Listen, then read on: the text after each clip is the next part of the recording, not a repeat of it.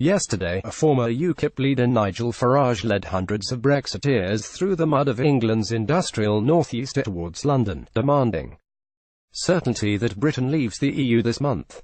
The 270-mile march from Sunderland to the House of Commons is expected to conclude on March 29, the date Britain was scheduled to quit the bloc. It comes after Britain's Parliament voted to extend Article 50 and delay Brexit this week. The former Ukip leader was one of the most prominent figures during the 2016 referendum, and his battle against the bully superstate has been long-running.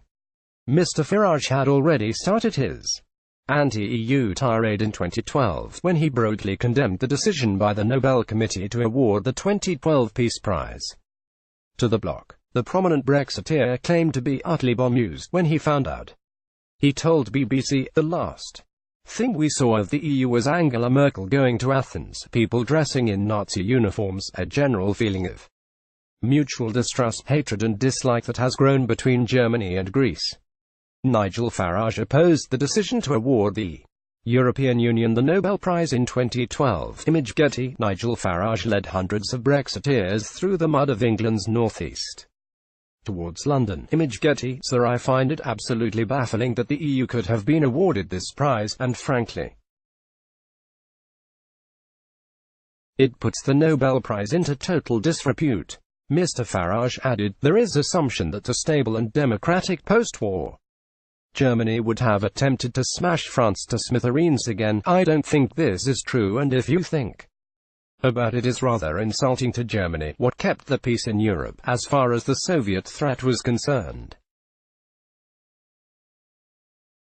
wasn't the European Union, it was NATO, an organization of states that cooperate and trade together. I don't think the EU has prevented any wars, but I do think that the EU, by taking away nation-state democracy, by attempting to impose a new flag and a new anthem, is very likely to cause a series of mini-civil wars." The former Ukip leader's criticism was dismissed by Nobel Committee President Thorbjørn Ragland, who acknowledged the EU's current financial problems and social unrest in Greece in his announcement, but said the committee wanted to concentrate on the body's work over 6 decades of advancing peace and reconciliation, democracy and human rights. Nobel Peace Prize awarding ceremony at the City Hall in Oslo. Image Getty. In the 2012 interview, Mr. Farage was referring to the visit German Chancellor Angela Merkel paid to Greece during the financial crisis. While in Athens, Mrs. Merkel told Greeks that she understood the suffering but urged the country to stay the course on reforms and budget cuts.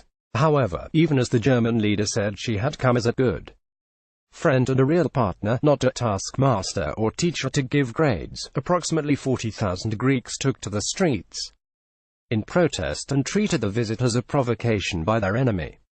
Since 2010, the EU and the IMF granted more than €300 billion, £255 billion in bailout loans to Greece and imposed hard fiscal terms on the country, which resulted in the country suffering the longest recession of any advanced capitalist economy to date.